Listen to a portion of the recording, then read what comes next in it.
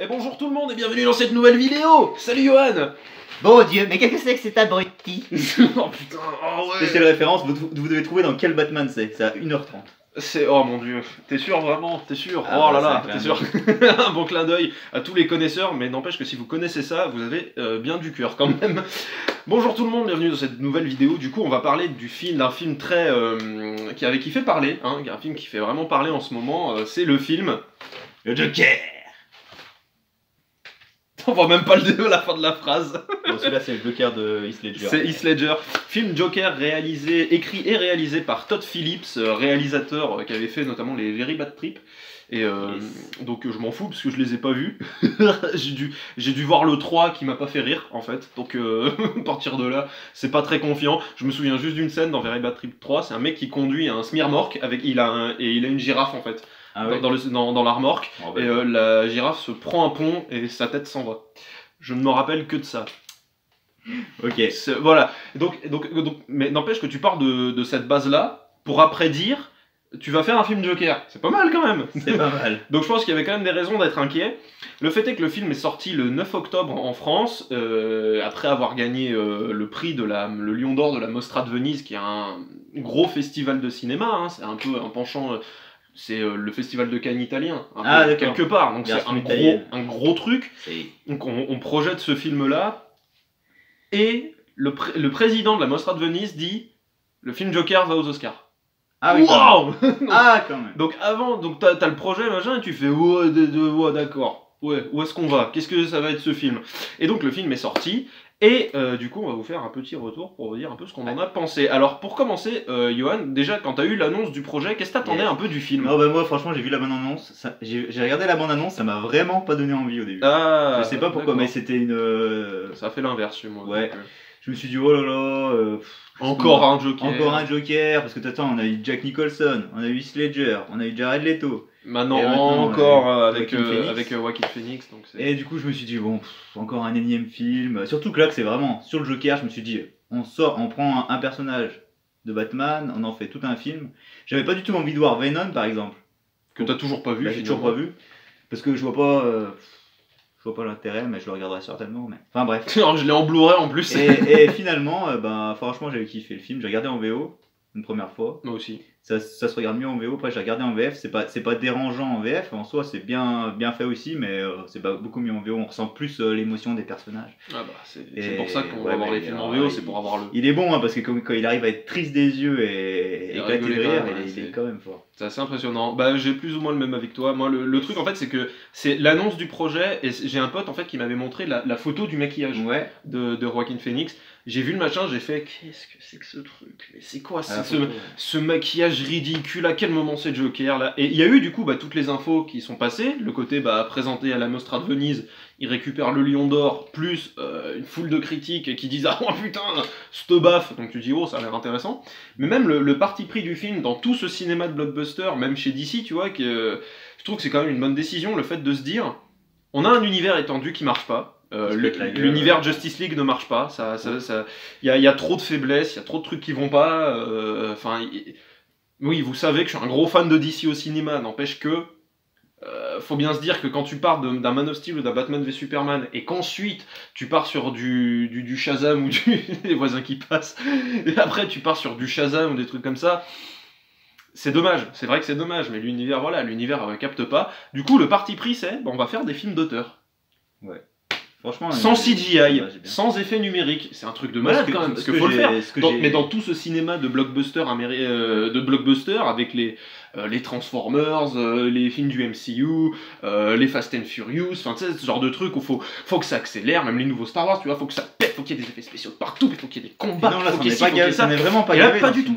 Et là, mais il y en a pas. Et d'ailleurs, ce que j'aime dans ce film, c'est que ça se passe quand même à Gotham City, mais t'as l'impression que ça pouvait se passer dans notre monde réel à nous.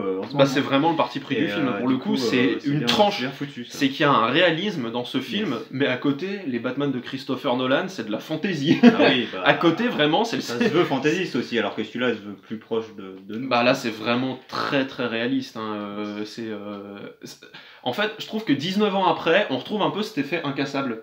tu vois, le côté de prendre un univers de comics, d'en faire ta base, et quand même de l'intégrer dans ton univers, dans l'univers réel, dans son univers. Ouais. Parce que, ah oui d'ailleurs, au bout de 5 minutes, c'est bien de le préciser, je vais essayer de faire un bref résumé du film encore que, mais va y avoir des spoils. Bon, on fera une partie spoil, Clairement, va y avoir des spoils, mais il y a peut-être des spoils qui peuvent partir, donc vraiment, si vous avez pas vu le film, je vous somme d'aller le voir, franchement. J'ai passé un super moment les 2 fois, parce que pareil, je suis allé le voir 2 fois, mais moi 2 fois en VO. Je suis pas fou. Non, mais je me refusais de voir ce film en VF, là, pour le coup. Déjà, je me refuse de voir quasiment tous les films. C'est pas dégueulasse, mais tu sens plus l'émotion en VO, c'est sûr. Ouais, mais même, tu vois, Joaquin Phoenix, il a une voix quand même qui est très particulière. Oui. Même, là, il a une voix assez, tu vois, assez éraillée comme ça. Alors, résumons un peu le début. Alors, le film donc raconte la vie de Arthur Fleck, donc joué par Joaquin Phoenix, qui est un clown. Voilà, c'est un gars qui joue le clown un peu pour tout et n'importe quoi. Par exemple, on le voit pour des ventes. On le voit à la sortie d'un magasin, il est en train de danser avec une pancarte, vous voyez ces scènes dans les bandes annonces où il y a écrit en vente, tout ça, tout doit être liquidé. Aussi. Dans les hôpitaux pour enfants malades, il vient faire le clown pour amuser la galerie. Son vrai rêve, c'est d'être humoriste. Et il veut, il se lance dans le stand-up, mais Arthur vit seul avec sa mère Penny, et en fait Arthur a l'air d'avoir des problèmes psychologiques, des problèmes avec les gens. On sait pas exactement quoi, mais il a l'air d'avoir un autisme un peu flagrant. Tu vois, de côté, il a du mal à parler avec les gens, il a du mal à se contrôler, et surtout, il rit pour rien. Et cette excuse est géniale, l'excuse qu'ils ont trouvée pour lui donner un rire, parce que quand tu fais un film sur le Joker, c'est très important d'avoir un rire assez marquant quand même. Jack Nicholson, on n'en parle pas, j'ai envie de dire, c'était limite fait pour lui. Physique de l'emploi. C'est ça. Heath Ledger avait un côté, avait un rire un peu glaçant, genre avec cette scène où par exemple quand Batman le jette par-dessus un building, il tombe, il rigole. C'est énorme quoi. Et Jared Leto, honnêtement, je trouvais ça un peu ridicule, un petit peu. J'ai pas vu alors, je peux pas dire. Oui, c'est vrai. Mais même dans les bandes annonces, tu le vois, genre il est allongé comme ça, puis il fait. Ouais, ça m'a pas trop donné envie ça. Il fait un son comme ça, donc je me dis pourquoi pas. C'est un peu ridicule quand même, Jared. Mais je t'aime beaucoup, Jared. Mais et là, du coup, on voyait déjà un peu dans les bandes annonces un rire un peu étrange. Et l'excuse qu'ils lui ont trouvée, je la trouve est parfaite. Il a un problème psychologique, il a un handicap qui fait que il va rire dans des situations mais nerveuses en fait. C'est un rire très nerveux. C'est nerveux. Oui, donc limite, on va lui dire mais t'es vraiment con, pourquoi tu fais ça? Puis il va te regarder, puis il va faire. Et c'est vraiment, tu sens que ça vient du ventre, de la gorge même. Des fois, il rit à gorge déployée, puis après il fait un. C'est souvent mal pris par les gens parce qu'ils s'attendent pas à ça. Bah, t'as un peu l'impression qu'on se fout de ta gueule. Hein. Exactement. T'engueules quelqu'un, s'il trionnait, t'as un peu l'impression qu'il se fout de ta gueule. Et donc, du coup, début du film. Le film va partir dans la chute de ce personnage, de ce mec qui fait de son mieux pour au maximum faire au mieux dans sa vie, tu vois, pour avoir de l'argent, pour subvenir à ses besoins, à ceux de sa mère, essayer de vivre son rêve quand même. Et il se trouve qu'il va passer de pas très bonnes journées qui font que ça va être la dégringolade, ce qui est la meilleure histoire, je trouve. Pour un Joker, il y a une phrase assez marquante d'un comics, je sais plus lequel, vous pourrez me le confirmer, il me semble que c'est The Killing Joke, je sais pas, encore une fois, je suis pas lecteur de comics, mais il me semble qu'un des comics très connus de l'univers de Batman s'appelle The Killing Joke, la blague qui tue, et en fait, il y a une phrase prononcée par le Joker, il me semble, qui dit « Il suffit d'une mauvaise journée pour faire devenir, en gros, même le mec le plus sain de la planète à la folie ». C'est ça. Et c'est ce que raconte le film un peu. On comprend mieux comment il est devenu le Joker en fait. C'est ça. Ce qui est important à dire, encore une fois, ce qui est important à dire, c'est que ce film n'est absolument pas lié à quel film que ce soit, ni l'univers de Batman, il y a des versions, c'est qu'il tombe dans de l'acide ou il... Ouais, bah ça a été la version Nicholson un peu. La version du Red Hood. Alors ce n'est pas cette version-là, c'est vraiment déjà on va lui donner un nom, Arthur Fleck. Ce qui est très marrant, c'est quand tu prends les initiales, ça fait A Fleck. Genre Ben Affleck. Tu dis c'est fait exprès ou pas? Est-ce que c'est fait exprès? C'est un peu gênant. Mais peut-être qu'Arthur Fleck. Non, mais je l'ai vu aussi. Donc si Arthur Fleck existe dans les comics, ce dont je ne suis pas sûr, bah dites-le nous en commentaire. Alors, je pense qu'on va arriver à 10 minutes. Il me semble que c'est bien de pouvoir démarrer les spoilers ici. Parce que honnêtement, je peux pas vous dire grand chose sans spoiler. Je vais pas vous dire le film est magnifique. Sans trop spoiler, il y a un petit peu un lien. disons que sa mère, Arthur, elle écrit beaucoup à Thomas Wayne, donc c'est le père de Bruce Wayne, parce que c'est un homme politique important, tout ça. Elle a travaillé pour lui Il y a des dans années. sa jeunesse, et du coup, elle espère Elle espère que Thomas Wayne pourra en fait faire quelque chose pour eux, parce qu'ils sont voilà. assez pauvres. Parce qu'ils voilà, ils vivent dans la banlieue de Gotham. Le film se passe à la fin des années 70, sur début 80, je crois à peu près, début 1980. Et du coup, ça a une atmosphère dégueulasse, mais vraiment la ville est crade. Ouais. Bah, vous voyez un peu ce qu'avait fait Chris Nolan en 2005 dans Batman Begins, c'est pour te filmer les quartiers pourris de Gotham. C'est vraiment, c'est genre c'est sous la pluie, déjà les bonnes maquettes bien moches, mais c'est sous la pluie, genre il y a de la fumée, les maisons elles sont toutes biscornues, toutes bizarres, ça tombe en lambeaux, c'est limite bidonville. Là non, c'est les bâtiments un peu insalubres. Un mauvais, tu vois, genre l'ascenseur qui arrête pas de tomber en panne, les trucs sont à peine refaits, enfin tu vois des clochards, enfin des trucs comme ça. Mais c'est un décor qui serait proche de notre monde quand même. Oui. Qui peut être dans notre monde. C'est un peu c'est pas fait sur maquette quoi. Parce que non. Certains films. Sans citer quel film, parce que c'est justement celui que vous devez trouver. Enfin, bref. Tout ça pour dire. En fait, on a regardé, on fait une petite parenthèse, on a regardé hier soir un film Batman pour rigoler. Qui a plutôt été fait pour les enfants. Voilà, et qui finalement, en fait, je pensais pas, mais qui est très nul. Il frise le ridicule, pour vous donner un avis.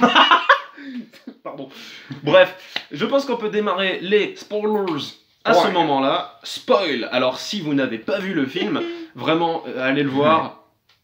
À mon sens, il est génial. Ouais, il faut se faire un avis. Hein. À mon sens, il est génial. Je trouve que des gens sont un peu durs avec lui, quand même, de temps en temps. Est-ce que c'est un chef-d'œuvre? Le temps nous le dira. Parce qu'on peut pas dire d'un film que c'est un chef-d'œuvre juste quand tu le regardes. Un chef-d'œuvre, si on peut donner une définition du chef-d'œuvre, parce qu'on voit beaucoup ça, genre c'est le chef-d'œuvre de l'année. Un chef-d'œuvre, il faut qu'il dure un peu dans le temps. Quand même. En tout cas, c'est bien parti pour, moi, je trouve. Oui, en tout cas, déjà, il explose des records au box-office. Il a dépassé The Dark Knight au box-office. Enfin, s'il peut taper le $1 milliard, je serais ravi. Parce qu'il y a des films que je trouve très moyens, hashtag Captain Marvel, qui passent le $1 milliard juste pour surfer sur la vibe de ça, là. Donc, et qui marche vachement bien. Alors que c'est pas terrible. Alors, d'avoir un film... C'est assez moyen. On pourra dire de Joker que... on va dire, oui, mais chacun ses goûts, on n'est pas obligé d'aimer. C'est vrai, bien sûr. Maintenant, ce qu'il faut dire, c'est que ce film vient briser, quelque part, une chaîne de films qui fonctionne sur l'action, qui fonctionne sur le divertissement, l'entertainment, le tout public, les explosions de partout, les effets numériques, etc. etc. Ce film-là ne fait pas ça. Ouais, c'est pas le cas, là. Hein. Ne fait pas ça. Déjà, le film est rated R. Et rated R aux États-Unis, c'est interdit au moins de je sais plus quel âge, de 18, hein, je crois, aux États-Unis. Ah ouais? Je crois. Le rated R, je sais plus ce que c'est. Vous pouvez me le rappeler? Moi, je déconseille d'y aller à 12 ans. Mais voilà, c'est ça. Il est interdit au moins de 12 ans en France. Alors il y aura toujours des gens d'une intelligence rare qui savent pas de quoi le film va parler, qui ne regardent pas les bandes annonces, qui vont se ramener avec leurs gosses et qui vont dire oh bah c'est bon il peut y aller lui, ouais, il y a pas de souci, et puis après qui vont aller râler mais c'était pas du tout fait pour les enfants. Horrible. C'était pas du tout fait pour les enfants. Bah, en même temps, un personnage comme le Joker, sinon il fallait aller voir Catwoman à la rigueur, là peut-être que ça aurait été plus light quoi. Encore que encore que mais bref, déjà, moi je suis très content de ce parti pris là, le côté de nous balancer un truc ultra réaliste et sombre, violent, torturé, vraiment, tu parles d'un personnage qui va pas bien, qui est fou quoi. Donc à partir de là, tu vas pas le faire manger de la barbe à papa et en donner aux enfants en disant oh je suis le Joker, je suis rigolo. Non, non, merde quoi, merde, il faut un peu du concret. Et donc bah voilà, donc là attention, les spoilers vont peut-être démarrer. Alors si vous n'avez pas vu le film... Au début du film, c'est quand même un pauvre type le gars, je trouve. Bah, il lui arrive que de la merde quoi. Ben en fait c'est vraiment ça que le film fait quoi. C'est vraiment souvent pendant le film, en fait vraiment peut-être la moitié des scènes, voire plus, les 2 tiers des scènes, j'étais comme ça. T'es comme ça, tu fais ah putain. Tu comprends pourquoi il tourne mal. Ouais, et t'es comme ça, tu te dis mais quel pauvre type, pauvre gars, tout ce qui lui tombe sur la gueule. Le mec il est en train de faire son boulot. Donc c'est un clown au début du film, il fait tourner une pancarte, voilà, c'est tout, allez, machin.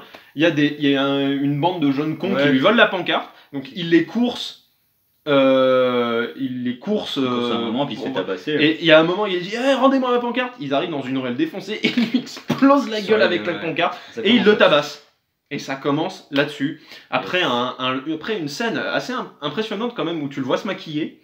Et c'est là où je trouve le film génial, c'est parce qu'il dit tout limite dès la première scène. Vous voyez la caméra arriver, en fait, et vous voyez le personnage en train de se maquiller, pour se maquiller en clown, quoi, tout simplement.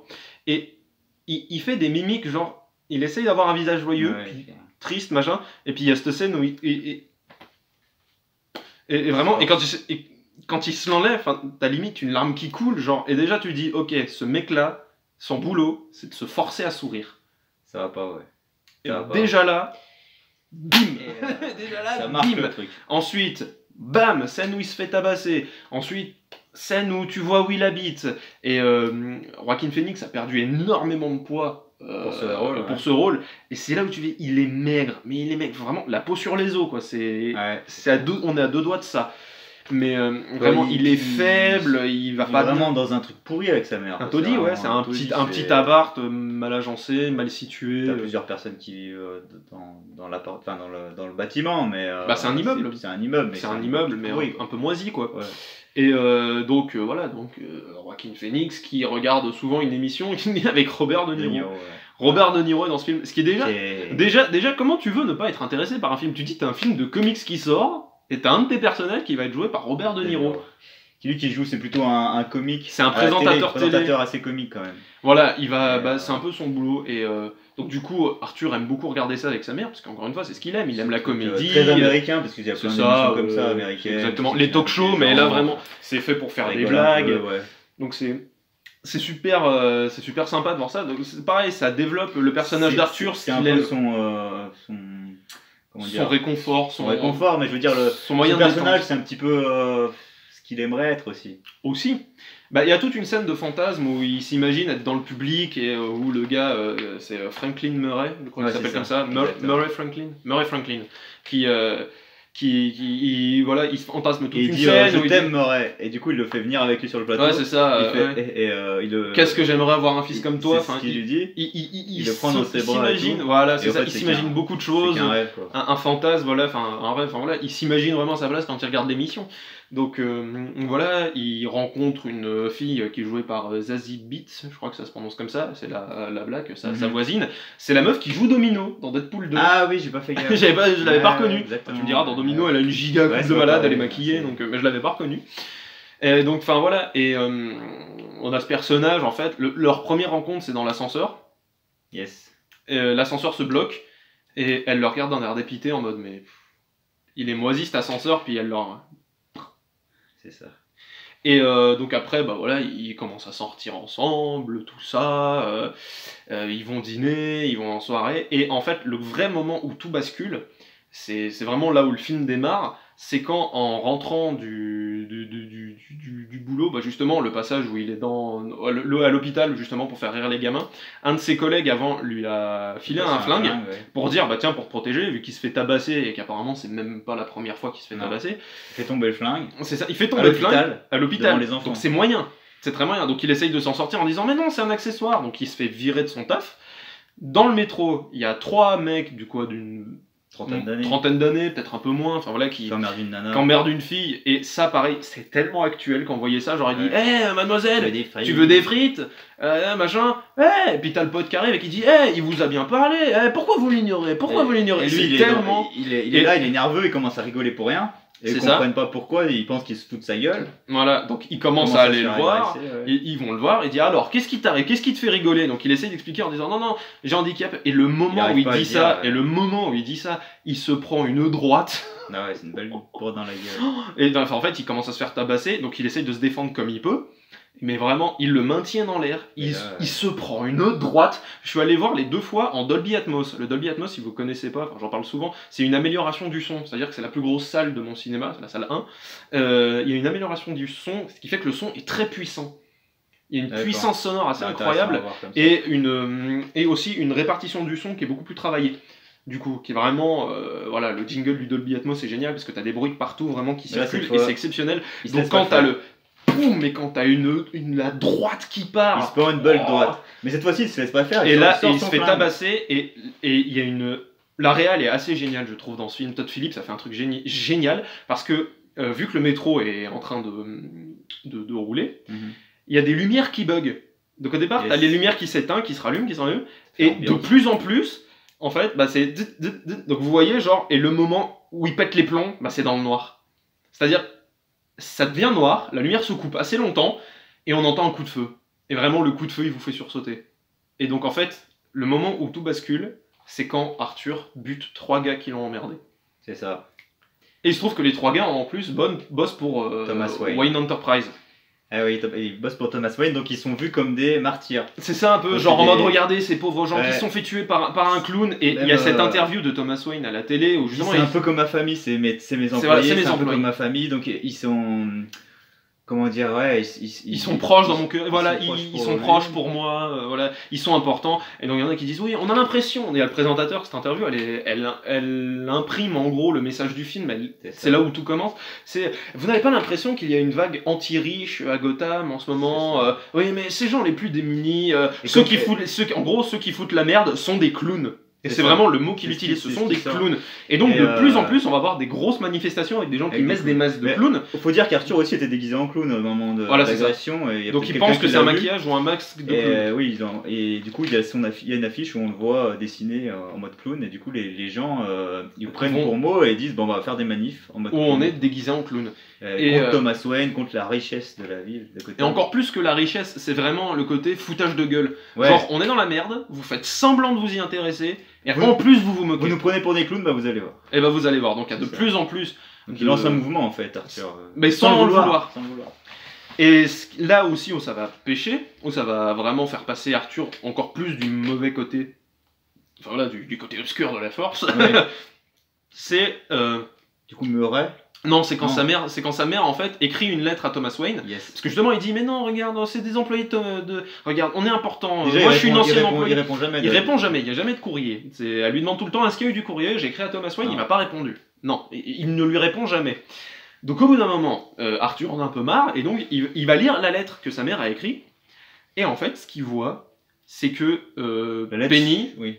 est vraiment écrit des lettres, en gros des lettres d'amour à Thomas Wayne, en disant je ne t'ai pas oublié, notre fils, ton fils va bien, il s'occupe de moi, Mais notre j'ai- fils est là, on a besoin de toi, ton fils, moi, nous avons besoin de toi. Donc là, premier paix au cerveau pour Joker et les spectateurs, parce Yes. qu'on est tous en train de se dire attends quoi Ah ouais, pendant un moment, Quoi j'ai réellement cru que dans cette version, Arthur allait être le fils de Thomas Le fils de Wayne. Thomas Je me Wayne, suis dit, c'est le peut-être une frère de version Bruce Wayne. retravaillée. Et c'est Je là sais que c'est moi son pareil, j'étais demi-frère Hein Bruce. attends quoi J'ai fait pourquoi pas, on va voir où ça nous mène. Et donc voilà, donc il demande des explications et elle lui dit oui, on était ensemble mais on pouvait pas parce qu'on est trop différents. Lui c'est un riche, moi une moins riche, donc voilà, on a décidé de le cacher, tout ça. Arthur décide d'aller le voir par lui-même, de Il dire va. voilà, c'est moi, je suis Arthur, parce qu'en plus il passe déjà voir. Oui, il passe déjà devant, passe déjà devant la chez les maison de Wayne, Thomas Wayne. où Donc, on il- voit un jeune Bruce Wayne. Déjà, Ouais. tu vois un gamin en train de s'amuser dans un petit parc de jeux. Il lui fait des Il tours de com- magie. Ouais, il commence à s'amuser un peu. Et Pour c'est là, pour et là le- vraiment, la intéresser. réplique que j'attendais. Comment tu t'appelles? Je m'appelle Bruce. J'ai fait. J'étais content, tu vois, j'ai fait le film. Yes, yes, yes. Ah, j'étais Ouais, tu t'y content. attends, mais t'es Bah content oui, mais quand t'es même. vraiment content. C'est vraiment, tu vois, le film ne se détourne pas non plus de son matériau d'origine, quoi. C'est Non. pas genre on fait un film un peu au pifomètre, Non, juste on non, va l'appeler c'est pas- Joker c'est pas et ça se passe dans Gotham. Non, il y a quand même, voilà, il y a les Wayne qui sont très influents, tout ça. Ouais. Et on tombe, donc il y a Alfred. Le nom est pas mentionné, mais on suppose que c'est Alfred. Bah, Qui va dire mais qui êtes-vous? Ah je suis Arthur Fleck, je suis le fils de Penny Fleck, sais je pas veux trop voir. si c'est vraiment Alfred. Si, J'en sais c'est rien, lui, peut-être. si. Mais enfin et donc il dit ouais, je sais ce qui s'est passé entre eux. Et là Alfred lui dit tout de suite il s'est rien Il s'est passé rien bonhomme. passé, Il s'est rien passé, allez dégage. Donc Arthur le prend mal et dit mais pourquoi vous dites ça? Pourquoi vous me mentez? Donc après il va Et voir le Thomas choc, Wayne. même, à un moment. Ouais, il commence à être violent quoi. Et Comme demain. ensuite il va, c'est dans une espèce de gros C'est un bâtiment. cinéma quoi, non enfin, Ouais, un il théâtre repasse les temps cinéma, modernes de Charlie Chaplin. Ce qui est Ouais. déjà vachement intéressant, parce que déjà à son époque, Oui. Charlie Chaplin parlait du côté aliénant de la société, la répétition, les gens qui deviennent fous au boulot, tout ça, tout ça. Et va voir Thomas Wayne et lui dit c'est moi, je suis Arthur Fleck. Ah, c'est toi qui es Je venu suis le chez fils moi. de Penny. De Penny Fleck, voilà, fait, ah. je sais ce qui s'est passé, je veux juste un peu d'amour de mon J'aimerais père. juste un câlin, papa, il lui fait. Et mais puis je suis il pas ton rigole père. en face de lui, quoi. Donc là, il lui dit, écoute, ta mère n'est pas ta mère t'a adopté, Ta mère Et était je folle ne suis pas ton et père. je ne suis pas ton père. Parce que ta mère t'a Et il adopté. finit par péter un plomb. Et Et donc, donc, mais allez il dit- papa quoi, tu te fous de ma gueule. Et il dit c'est pas possible, arrêtez de mentir, machin. Donc, Et lui déjà- il fout un gros pain dans sa gueule. Oh, il se reprend une droite. Thomas quoi. lui fout un pain dans sa gueule. Quoi. Énorme. Et donc là, il dit, c'est- Et du coup, et même toi en tant que spectateur, t'es un peu perdu. Tu te dis, qu'est-ce qui se passe quoi Du coup, est-ce que Thomas Wayne mentirait à quelqu'un vraiment Est-ce que Bah, moi, et je quelque supposais part que c'est ça logique. pouvait quand même être son père, mais Et qu'il quelque voulait, part, c'était logique, qu'il le l'assumait côté- pas. Bah oui, parce que ça fait Ça, côté ça- fils rejeton, tu vois. Fils rejeton qui fils est rejeté, malade, fils, qui est ouais, voilà, qui est qui est psychotique quand même, qui qui rigole est pour fou, rien. enfin ouais, voilà. Il dit non, je suis pas ton père et t'approches plus jamais de mon gamin. Donc au bout d'un moment, on est tous en train de se demander ce qui se passe. La mère a un accident et se retrouve à l'hôpital.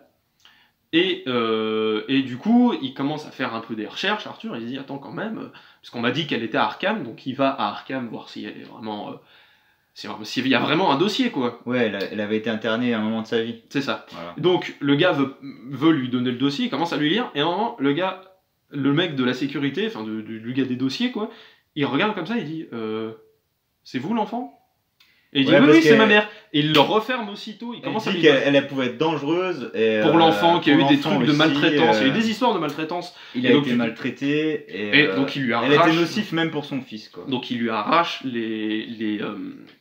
le papier dossier d'un- des mères. ouais, il lui pique le Et dossier. effectivement, on commence à comprendre qu'il Il voit le papier qu'il commence- d'adoption. Ouais, c'est ça, il voit le papier d'adoption. Sa mère, en fait, était déjà folle, quoi. Donc, certains de ses conjoints, certains de ses amants, en fait, frappaient Arthur. Ils disent qu'ils l'ont retrouvé attaché au radiateur. Ouais, quand même. Alors, je sais pas si ça peut être un clin d'œil, peut-être. Il y a peut-être que moi qui. Soit ça vient des comics, mais dans Incassable. Ah oui. Dans Incassable, quand David Dunn en fait rentre dans la maison pour essayer de voir si le mec en rouge de la gare est bien quelqu'un de mauvais, on retrouve des gens attachés à des radiateurs. Donc je me dis, est-ce que c'est peut-être un clin d'œil parce qu'on retrouve vraiment des gens Ouais, tu vas attachés chercher comme loin, ça. quand même. Peut-être, c'est un film qui a beaucoup marqué aussi Incassable hein, dans l'univers des comics, donc peut-être, je sais pas. Après, il y a peut-être beaucoup d'enfants qui sont Qui sont attachés à des radiateurs aussi.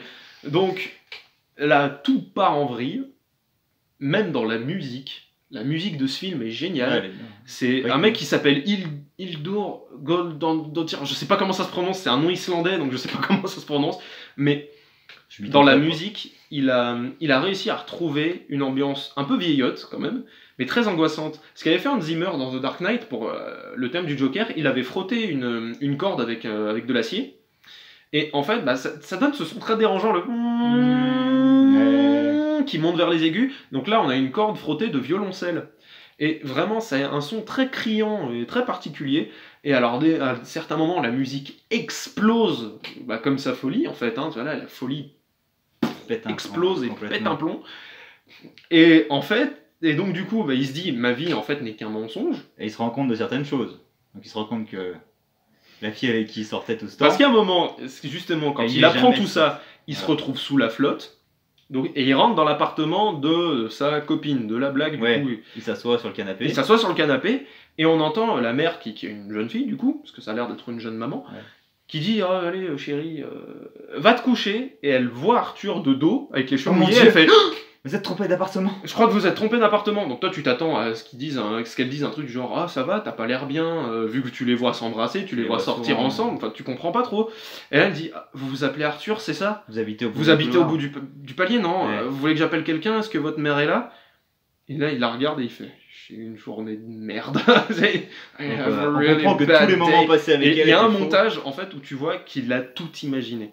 Que C'est c'était ça. tout un fantasme et que ce n'est jamais arrivé. Il n'a jamais embrassé cette fille, elle n'a jamais discuté avec lui. Le seul moment où ils se sont rencontrés, Dans c'est l'ascenseur. dans l'ascenseur. C'est tout. Où elle lui a fait ce geste-là. Et du coup, il lui refait le geste, mais avec une musique Mais cette ultra fois-ci, elle est flippante. choquée par contre. hein. Ouais, c'est ça. Elle a vraiment peur. Et quand il s'en va, il est filmé de dos, pareil, avec les cuivres, les cordes qui explosent les enceintes.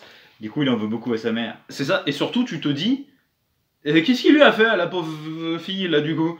Parce que quand il sort de Bah, on l'appart, sait pas. Tu te dis, il leur a fait leur affaire aussi là ou comment Bah, ça se passe c'est très flou, on sait pas. On sait pas. On sait pas. Et le moment où Je préfère tout- pas savoir, moi, rigueur. tout bascule, ouais, Pour ce j'espère. moment-là. Et le moment où tout bascule, c'est qu'il étouffe sa mère sous un oreiller à l'hôpital avec cette Ouais, réplique assez magique. Il l'appelle Penny, il lui dit plus Penny, maman, ouais, c'est ça. il lui dit Penny Fleck, j'ai jamais aimé ce nom. J'ai toujours détesté ce nom et elle l'a toujours appelé Happy. Happy, ouais. Joyeux, ça doit être joyeux en c'est français, ça. mais parce qu'elle dit ah Et- il rigole toujours, il a toujours le Il sourire, a- il pleure jamais, il est dit, toujours j'ai jamais joyeux. été joyeux. Parce qu'en fait, il rigole, mais pas parce qu'il est J'ai jamais joyeux, été parce que joyeux c'est dans ma son- vie. C'est son problème C'est ça. mental. Et juste après, qui est sûrement dû du coup aux atrocités que sa mère, ce qu'elle lui a, enfin, ce qu'elle a fait ou ce qu'elle a Oui. pas fait pour le défendre quand C'est il ça. se faisait frapper quoi.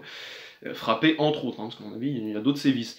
Mais et donc du coup il sort cette réplique assez magique.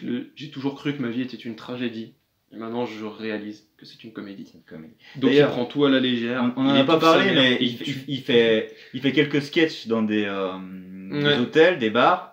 Il passe à la télé, mais il rigole de ses blagues. Il fait des blagues pourries et il rigole tout seul parce qu'il est stressé de ses Mhm. blagues. Donc il fait j'ai jamais aimé l'école, il commence à se marrer déjà pour rien.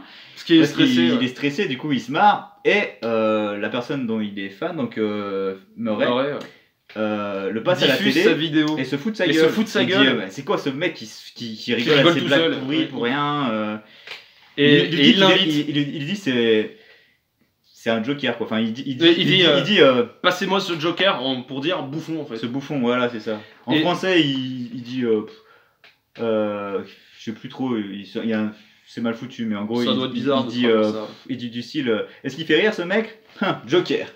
Enfin, en gros Ah, ouais, d'accord. c'est mal, Ouais, c'est alors, très mais mal bon, foutu, tant ouais. pis. Et du coup il l'invite à son émission et il finit par accepter. Ouais, c'est ça. L'enregistrement va peut-être bientôt couper, donc je vous propose qu'on passe dans une seconde partie de la vidéo à partir de maintenant, parce que c'est nul quand ça coupe au milieu et quand on est en train de parler. Donc on se dit à tout de suite pour la suite.